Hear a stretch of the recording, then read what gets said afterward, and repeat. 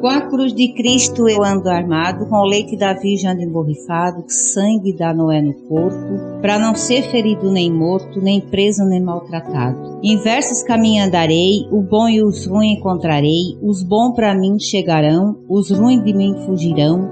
Serei tão acompanhado como o Padre São Francisco para ir em Jerusalém ouvir as palavras de Deus. Amém.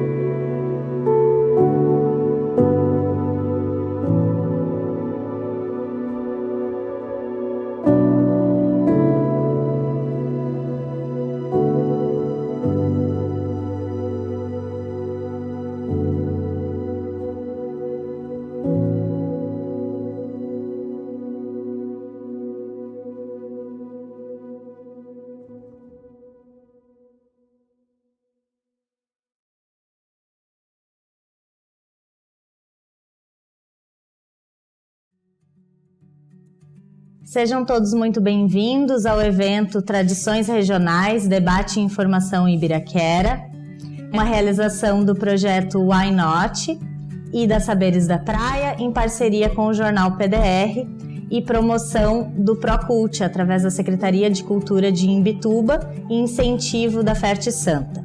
Então, o objetivo desse encontro é dar visibilidade aos saberes ancestrais da comunidade estruturada nos entornos da Lagoa de Ibiraquera. Essa é a proposta do painel Tradições Regionais, Debate e Informação em Ibiraquera. Nós pensamos em criar um registro da nossa cultura de maneira colaborativa e participativa, e também falar sobre os desafios que essas tradições enfrentam com o passar do tempo. A ideia é que esse momento fique registrado não somente na nossa memória, mas também para que outras pessoas dessa e de futuras gerações tenham acesso a essas histórias.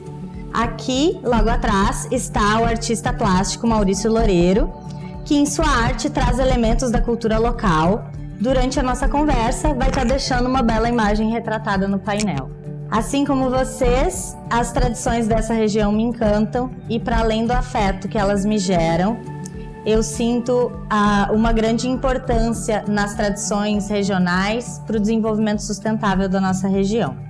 O Why Not é um movimento em prol da arte e suas diversas facetas.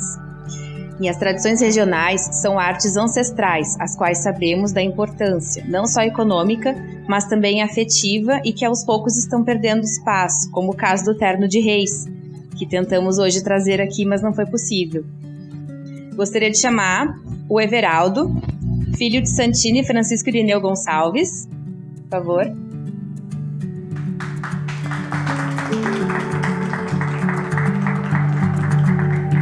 Everaldo é nativo da região de Ibiraquera. Ele e os 9 irmãos mantêm viva a tradição da farinhada no engenho da família. Chamamos também a Lucenir Marques Gonçalves, a dona CC, que é pescadora, mas já foi funcionária pública, manicure, cabeleireira e assim construiu a casa e criou os filhos, um deles o Biel, que está aqui presente. A paixão pela pesca é tão grande que ela entra a madrugada dentro, pescando pela costa da Lagoa do Saco, sempre em oração.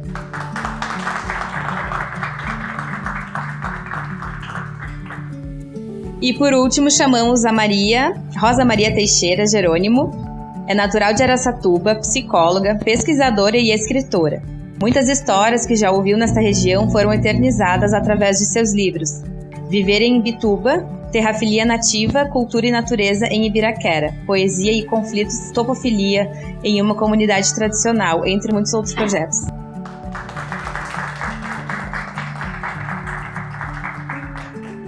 Dona CC, a gente queria saber, assim, desde o tempo que a senhora começou a pescar até agora, né? Se a senhora percebe mudanças, o que mudou, como que a senhora fazia antes, como que a senhora faz agora? Eu me chamo Lucenir Gonçalves e todos conhecem por CC. Eu nasci e me criei aqui em Ibiraquera e pesco desde a idade de 12 anos.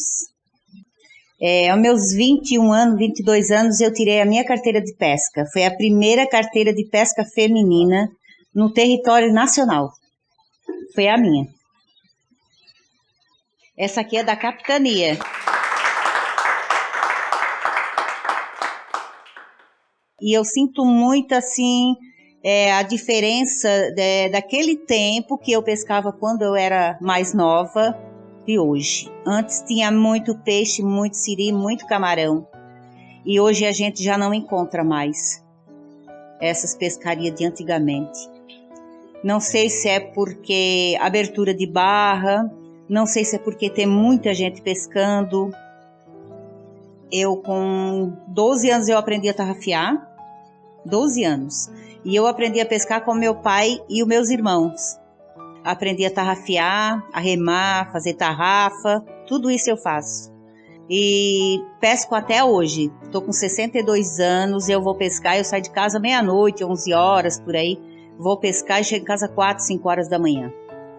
E é assim, ó, é muito bom a gente pescar, gente. Vocês não sabem a diferença que faz na vida da gente. Porque quando vocês estão lá dentro d'água pescando, vocês não pensam em nada. Vê que eu sou uma mulher e eu pesco sozinha. E a senhora nunca teve medo? Não, eu tenho uma oração que eu rezo e eu vou pra lagoa pescar, eu não sinto medo de nada. Nunca encontrei nada de ruim na lagoa. Tô com essa idade e pesco direto. Antigamente, a gente caminhava dentro da água da lagoa, era areia. Era areia purinha, branquinha. Hoje é um puro lodo. Quando a lagoa tá cheia, que tá chegando no capim, quem pesca sabe como é que é. Tá chegando na beiradinha do capim, tu olha pra fora, uns 5 metros pra fora já é só um lodo, não se vê nada no chão, dentro d'água. Chegando com água no joelho, assim, tu já não encontra, tu não vê mais nada que tem na tua frente, porque é muito lodo. Não sei se é porque é muita chuva, mas olha, é bem triste assim a gente caminhar na beira da lagoa e ver o puro lodo. Agora, eu não sei se se é por causa de fossa, porque tem muito cheiro forte também. Nessas 2 lagoas que eu pesco lá embaixo, lá na Lagoa do Saco e na Lagoa de Baixo, a gente vê. Dona Cecê, e tem alguma história que a senhora conta que ninguém acredita? Uma história de pesca? Que alguém diz assim, é mentira. Já aconteceu isso comigo. Eu fui uma noite pescar. Eu sempre saio de casa, como eu falei pra vocês, meia-noite, por aí. Que eu gosto de pescar mais tarde porque não tem ninguém na lagoa. Tá só eu e Deus lá na lagoa. E eu vi uma vela acesa na beirinha da lagoa. Eu tava fora e lá de dentro da lagoa eu olho pro mato e eu vejo na beiradinha, lá naquela beirada de Sumanei da Lima lá, uma vela. Não tinha vento, não tinha nada. E eu vi que era uma vela. A vela fazia assim, ó, o foguinho dela pra lá e pra cá. E eu me arrepio todinha a hora que eu falo. E eu cheguei em casa no outro dia, eu disse, não, eu vou lá ver o que era aquilo. Porque podia ser uma pessoa que acendeu uma vela lá na beira da lagoa para alguma coisa, né? Podia ser alguém para meter medo, botar medo em mim, para não ir mais pescar, porque tem gente que pesca lá com outros aparelhos que é proibido, para mim não voltar mais na lagoa. Eu pensei nisso, né? Eu não tive medo. Na hora que eu vi a vela, o meu cabelo parece que assim levantou. Mas depois eu peguei e eu olhei assim pro céu e eu pedi para Deus que Deus me acompanhasse. Eu fui, voltei, e quando eu voltei a vela não estava mais. Eu fui para casa, no outro dia de manhã eu voltei no mesmo lugar para ver se lá tinha alguma vela, alguma coisa acesa lá. Não tinha rastro, não tinha nada. Só tinha rastro de cachorro lá. E eu falei com meus irmãos e eles falaram que, isso é história de pescador, né? Porque dizem que todo pescador é mentiroso. Mas eu acho que não precisa mentir, né? Porque foi uma coisa que eu vi. E outras coisas assim que acontecem. Uma noite eu fui pescar com uma amiga minha. A gente tava caminhando na beira da lagoa, eu e ela mais na beiradinha, eu mais fora. E a gente escutava uns passos dentro do mato. Parecia que tinha uma pessoa que andava dentro do mato. Porque quebrava, botava o pé em cima de pedaço de pau, assim, sabe? Porque e quebrava. E ela dizia, Cecê, tem alguém aqui dentro do mato. Eu disse, não tem ninguém aí, guria. Mas eu tirando o medo dela, né? Mas ela continuou dizendo que tinha alguém dentro do mato. Eu escutava, mas como eu não tenho medo, eu falava para ela, não é nada, isso é um bicho que anda aí dentro do mato. A gente caminhou o quê? Eu acho que uns 400 metros pela lagoa, depois a gente subiu e fomos para casa. Fomos por dentro de um terreno lá, como é que eu posso dizer? Um terreno de um senhor lá. E o mesmo barulho continuou do lado dela, o mesmo barulho, e eu escutei. O que caminhava do lado dela. Eu queria tirar o medo dela, né? Ela dizia assim, olha só como eu tô toda arrepiada. Eu disse, não, mas isso acontece. Então, a gente passa pro Everaldo fazer uma apresentação da farinha para nós. Tá. Boa tarde, pessoal. Eu me chamo Everaldo e faço aí um pouquinho de farinha por ano, né? Que a gente não tem já mais nem terreno para plantar, né? E manda pra essa aí, Glaucia. Então tá, Everaldo, quantos anos faz que tu faz farinha? E consegue explicar para nós, assim, de uma maneira que a gente entenda, como que é o processo, os passos? Desde os meus 8 anos, eu já ia pra roça, né? Encher balaio, que a gente não pequeno, né? Mas aí o pai carregava até o carro de boi, né? E ali já começa, né? Arrancar a mandioca, põe no carro, canga os boi, traz pro engenho, a turma faz uma pilha de mandioca lá, a turma senta ao redor, raspa a mandioca, ceva, imprensa, pronto pro forno. Aí não, aí tu amassa ela, peneira ela, agora é ralador, né, mais peneira, põe no forno, forneia e sai a farinha. Esse é o processo, mas isso aí é demoradinho, tá? Pra chegar até na farinha. Sim, agora parece fácil, né? E era tudo feito à mão, quer dizer, raspa a mandioca na mão, prensa na mão. Prensa na mão. Antes ainda era, hoje se usa o carro, tem caminhonete, mas antes era os boi, carro de boi, os boi que puxava pro engenho, né? E o forno era como se diz, no vai e vem, era num braço, tu botava fogo no forno 1h da manhã, tirava o meio-dia. E tu não podia sair dali, tá? Ali, ó, senão a farinha queimava. Agora hoje não, hoje já tá mais fácil, hoje é elétrico. Então aí ficou mais fácil de fazer. E antigamente tem energia, tinha também. Ficou mais fácil de fazer. Só porque esse é o lado positivo. Esse é o lado positivo. E o lado negativo é que não tem mais nem terreno para plantar. Os engenhos. A Ibiraquera, toda casa tinha um engenho do lado.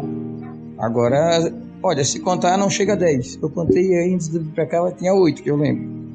8 engenhos. Que ainda fazem. Que ainda fazem. E quando que é a época de fazer?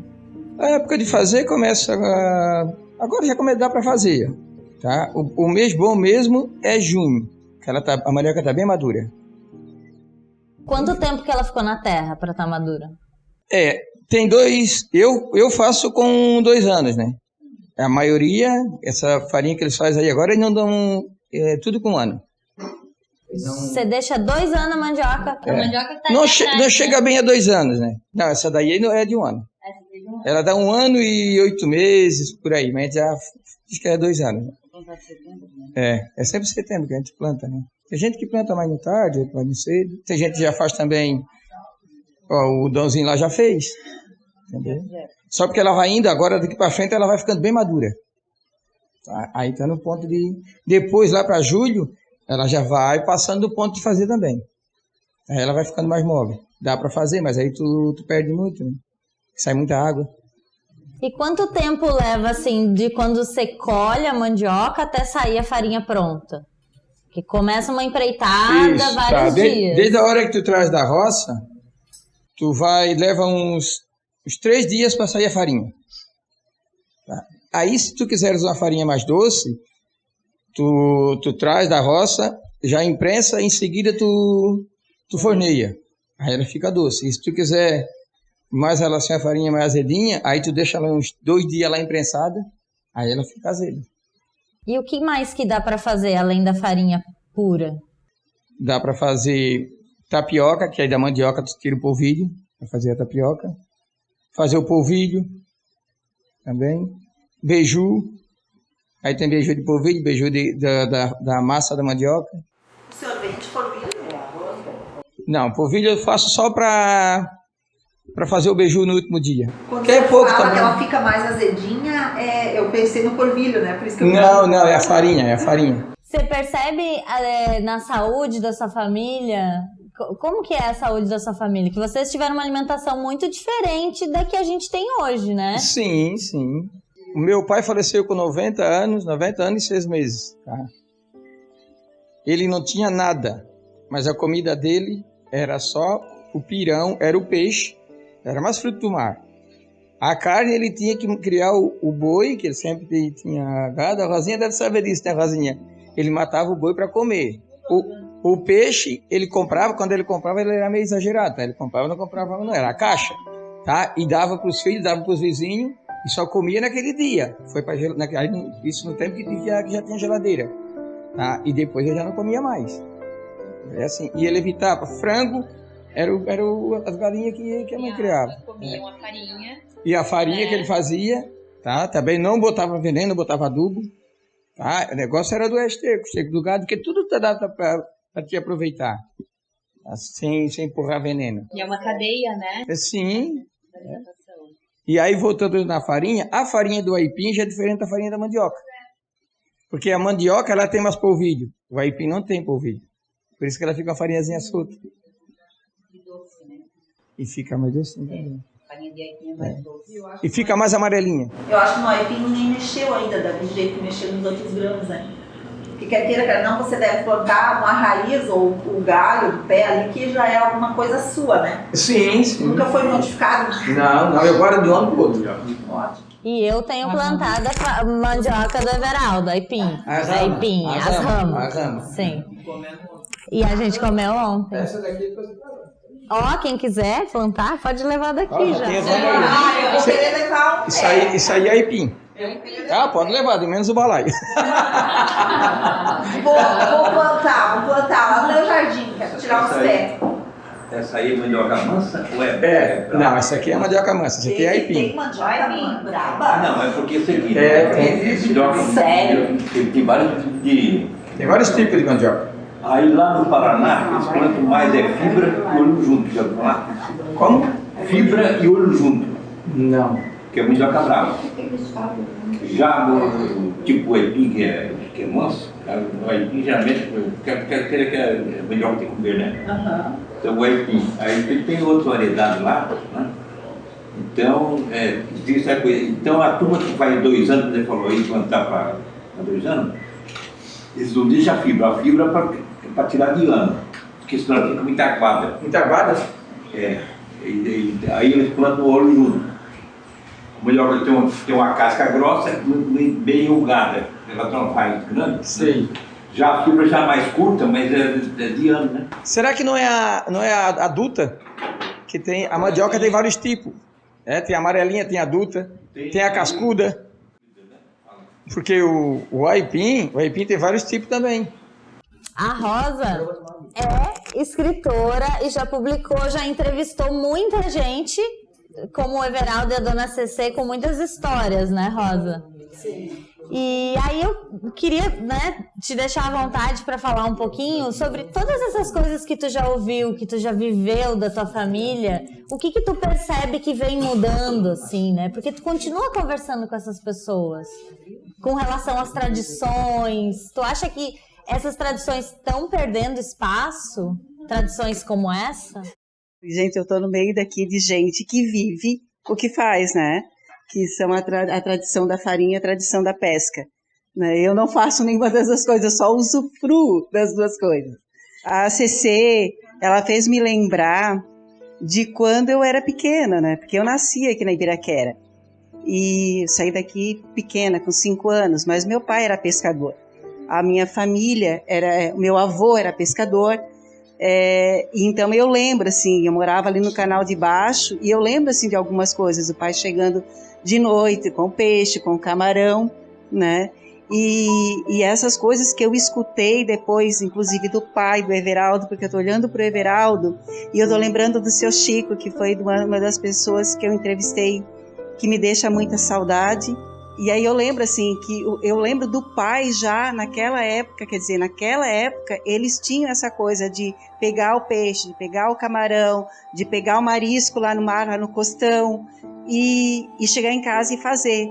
Por quê? Primeiro que eles não tinham como manter esse alimento, né? Depois eles escalavam e tinha todo um outro processo para poder guardar o pescado. Mas ele já gostava de comer o peixe, chegar, arrumar, comer, né? O peixe fresquinho. E isso, os entrevistados das entrevistas que eu fiz, todos trouxeram a mesma coisa. Essas pessoas que vivem da pesca artesanal, que vivem em contato com a lagoa ou em contato com o mar, porque também tem a pesca da tainha no mar, eles gostam do peixe fresquinho, do peixe com gostinho da lagoa, com gostinho do mar. Quando ele vai para a geladeira, para o congelador, ele perde esse sabor, né? E eu lembro que o seu Chico e os outros que eu entrevistei, todos trouxeram isso, né? A Cecê estava mostrando ali a quantidade de pescados que ela faz, que ela fotografa, como ela falou, né? E eu estava lembrando, eu perguntei, tem linguado desse tamanho na lagoa ainda? Porque uma das coisas que muito foi trazido para mim da pesca, que esses pescadores trouxeram, era a depredação do espaço da lagoa, né? Pela pesca predatória, pela carcinicultura, que na época que a primeira entrevista que eu fiz, a carcinicultura, aqueles poços de camarão que tem ali em cima na Araçatuba, isso doeu muito para os pescadores artesanais, porque eles viram diferença entre antes e o depois da carcinicultura. Essa coisa da lama e do mau cheiro, muitos trouxeram isso, e não foram só os entrevistados mais idosos que viveram a vida inteira da tradição da pesca tradicional. Eram os seus filhos também. Eles também sentiam a mesma coisa. Os jovens sentiam as mesmas coisas. Então nós temos um espaço que ao mesmo tempo encanta, que traz alimento para as mesas das pessoas, também tem essa dor, essa tristeza, né, de ver isso tudo se perdendo. Embora exista tantos movimentos nessa região de combater esse tipo de pesca, de cuidar da mata ciliar, que a gente está perdendo a nossa mata ciliar. Isso, como a Cecê estava falando, a chuva vem, joga esse barro na lagoa, isso vai sedimentando, isso vai trazendo mais lodo e umas consequências de coisas que vai trazendo. Então eu nasci comendo peixe fresquinho, né?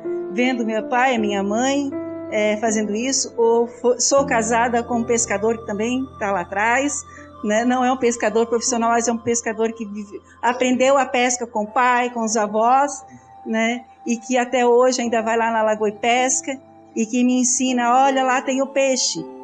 Tá, eu não vejo nada, meu olho não é treinado, mas eles sabem aonde está, eles sabem espiar o peixe, fazer uma série de coisas que eu não sei fazer.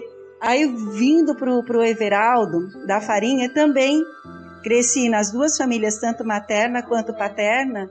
Todos os meus familiares tinham um engenho de farinha. Tantos que moravam aqui na Ibiraquera, quantos que moravam na Araçatuba. Hoje, quantos tem? Nós estávamos conversando ali em off. Ninguém tem mais. A tradição vai se perdendo. A gente entra em museus agora, né? Nós temos aqui alguns museus que ainda funcionam, aqui na região da Ibiraquera. Em Araçatuba não tem mais nada. E aí, quando o Everaldo vai fazendo a fala, eu vou lembrando, assim, do cuidado que o seu Chico tinha com a sua roça de mandioca, a paixão que ele tinha por aquela roça de mandioca. E eu olho, Everaldo, e eu vou sempre repetir isso, porque cada vez que eu passo ali por cima e eu olho para a casa do teu pai e vejo aquela casario todo em volta, eu fico lembrando. Eu conheci aquilo ali, tudo roça, no entorno da casa do seu Chico. Tinha os filhos que moravam mais no entorno da lagoa igual uma aldeia, gente. Eu olhava aquilo ali, eu dizia, isso é a aldeia do seu Chico Irineu. Era isso que eu via. Então, tinha os filhos, os netos morando mais no entorno da lagoa, aquela roça enorme, aquele pomar enorme. Exatamente. O gado, o engenho do lado. E assim, e aí às vezes fico me lembrando. Por isso que ele diz que como é que vai manter uma tradição da farinha se não existe mais terra? Como frear isso? Eu não sei. Eu acho que não tem como frear, né? Tem como a gente, essas pessoas como Everaldo, não sei como são os filhos do Everaldo, os filhos do Dãozinho, os filhos de algumas pessoas que eu conheço aqui que ainda mantêm o engenho funcionando para manter a tradição e para alimentar com farinha a sua família, né? Dá lá para os amigos alguns saquinhos e tal, distribui, né? Porque também isso é um comportamento tradicional daqui, né? O que as pessoas têm quando ele diz assim, o pai comia o porco ou o boi que ele cuidava. O que se fazia? Se matava o porco, se dividia com a comunidade. Se matava o boi, se dividia com a comunidade. E assim aí depois um outro lá matava um boi, matava um porco, também dividia consigo. E esse esquema de irmandade, de sororidade, de comunidade, ela acontecia. E a gente vai perdendo isso. A gente sabe que o progresso vem, o desenvolvimento vem, mas aí tem a questão da sustentabilidade que ela estava falando. Como é que a gente vai sustentar essas coisas que estão só ficando nas memórias? E alguns guardiões dessas memórias, que são os filhos desses idosos que estão indo, que ainda mantêm essa tradição. Mas também tem uma coisa, a gente também pode estar falando isso para as nossas crianças. As nossas crianças não sabem onde elas vivem. E eu sei disso, gente, porque o ano passado eu fiz um trabalho nas escolas, com aquele primeiro livro. Eu levei, fazia 10 anos o primeiro livro, da edição do meu livro, Aonde está o seu Chico Irineu. E eu resolvi ir para as escolas fazer uma roda de conversa com as escolas. A Justina, eu fiz roda de conversa com as crianças do quarto ao 9º ano. E a maioria das pessoas, algumas crianças não são daqui, então não sabem mesmo, não conhecem, né? E muitas pessoas que são daqui também não conhecem as tradições do lugar. É triste tu chegar numa escola e perguntar para a criança se ela conhece o Gravatá e ela não sabe o que é o Gravatá. E ela não sabe nem o que é o Imbé, que dá nome ao município de Imbituba. Então, assim, isso é resgate de cultura, de conhecimento e de como esses lugares vão se desenvolvendo. Rosa, eu saí daqui muito cedo, morei mais quase 30 anos, a gente ficou fora, a gente ficou vindo sempre aqui. Eu também já tinha perdido meu olhar de nativa. Foi um estudo da universidade que fez eu olhar de novo para esse lugar. Como é que a Rosa contribui hoje? Ouvindo as histórias e colocando em livros. É o legado que eu posso deixar. E participando de projetos quando as pessoas me chamam, né? As mulheres da Lagoa de Ibiraquera, né, dona Cicê? Nós duas estamos no documentário Mulheres da Lagoa de Ibiraquera. E eu acho muito legal, assim, falar isso, porque esses materiais podem chegar nas crianças e nos jovens. Então, se há alguma forma de a gente tentar gerar esse olhar de sustentabilidade, de amorosidade, de criar uma identidade de lugar, mostrando para as nossas crianças. Eu não vejo outro jeito. Não vejo. Mostrando e principalmente valorizando, porque quando uma cultura diferente se instala no lugar, o que estava antes virou nada. Porque a moda vem e o que estava não vale mais nada. Então, esse trabalho que eu faço, esse trabalho que a Glaucia está fazendo, esse trabalho que a Mulheres do Clima fez e tantos outros trabalhos que a gente está vendo, eles vêm para quê? Para valorizar a identidade dos nativos, o saber fazer, o saber tradicional, trazer sabor e vida para essas pessoas que moram aqui. Só que para isso a gente precisa também escutá-los, né? Que é o que vocês estão fazendo. As crianças. E as crianças é bem importante. Diferente amanhã, né? Antes, quando eu me criei, se via criança pescando com os pais. Era um brinquedo, levava a lagoa pescar com uma tarrafinha, pequenininha, com copa, ou pegar sirica. Hoje, não se vê nem criança na rua, porque todo mundo com celular na mão. É celular, é computador, bota tudo dentro de casa com o filho e o filho não sai dentro de casa. Tem que sair para ser bandido. E para fazer o que não fazer. É verdade. É verdade. A vaca já vem na caixinha. Espreme a caixinha de sai. Na opinião, eu acho que teria que trabalhar muito, muito nas crianças, em cima da criação da criança. Porque as mães de hoje, não é culpando as mães, é que as mães de hoje não têm mais tempo. Elas estão trabalhando. Porque todas têm que trabalhar para poder ganhar o pão para ajudar o marido. Então ela não tem aquela vida dela que passou, hoje está tão tumultuada que ela já esqueceu da metade. Eu, como sou filha de pescador, com todo orgulho, um pescador de todas as áreas, porque o pescador é assim, ó, ele sabe tudo que é lua. Sim. Ele sabe todo o tempo, pela lua. Ele sabe quando é tempo de peixe tal, peixe tal, peixe tal, peixe tal. É tudo, porque tudo tem o seu tempo. Então, quando eu estou numa roda de amigos, eu até falo demais, porque eu começo coisas, mas eu quero explicar para eles que a vida não é essa mordomia, não é estar com esse celular toda hora que ninguém conversa mais. A gente separou um espacinho para algumas contribuições de pessoas que vieram, né? E a gente não queria deixar de ofertar esse espaço. Então a gente queria dar, assim, 2 contribuições ou 2 perguntas para alguém que veio e queira fazer e ainda não falou. Eu tenho algumas contribuições às perguntas e dúvidas feitas pela dona CC, que ela disse que antes era muito mais rico, tinha muito mais espécies, né, quando ia pescar.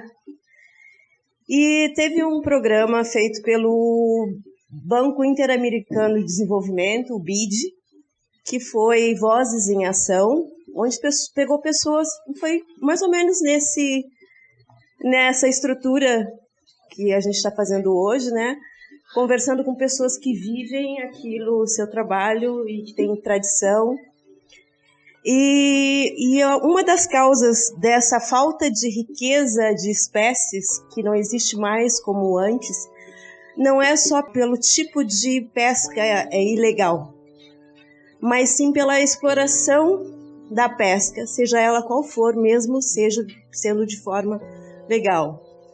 Então, o que se pede a nível de sustentabilidade é que se reserve em cada cidade que haja pesca, em cada região, 30% de reserva marinha. Porque os peixes não dá tempo de crescer, não são mais do mesmo tamanho. E eles colocam uma espécie que coloca 25 mil ovos, numa reserva ela coloca 5 milhões de ovos. Então tem que ter uma reserva marinha na região. Uma reserva seria um espaço onde não pode pescar. Não se pesca. Para os peixes poderem crescer e voltar até aquela riqueza que tinha antes. Né? Sustentabilidade é isso. Não é só o ambiental e o social. As empresas, normalmente, elas lucram e aí depois vão investir lá no social, o que aquela comunidade está precisando. O ambiental faz aquele greenwash que a gente chama, né? Só o verde de fachada, onde deveria ser o contrário. A gente tem que investir no social e no ambiental e a partir deste investimento gerar o lucro. O lucro não pode ser a prioridade, né? Ele tem que ser resultado a partir do social e ambiental. Isso existe teorias e teses, né, que comprovam essa ação, né, que que o lucro, que senão é só prejuízo. Senão a gente vai continuar tapando o sol com a peneira. A gente vai lá, destrói para produzir, aí depois fica, sabe, recorrendo. Isso é prejuízo, isso nunca foi lucro. O lucro vem a partir da ação social e da ação ambiental. Minha contribuição é essa. Obrigada. Obrigada, Jane. Esse foi um evento totalmente colaborativo e a gente espera que tenha sido tão prazeroso para vocês quanto está sendo para nós. Gente, foi incrível receber todos aqui, saber dessas histórias. Percebi que uma das características, né, que a gente discutiu hoje aqui, que vai fazer com que a gente mantenha essa tradição futuramente, é a colaboração, né?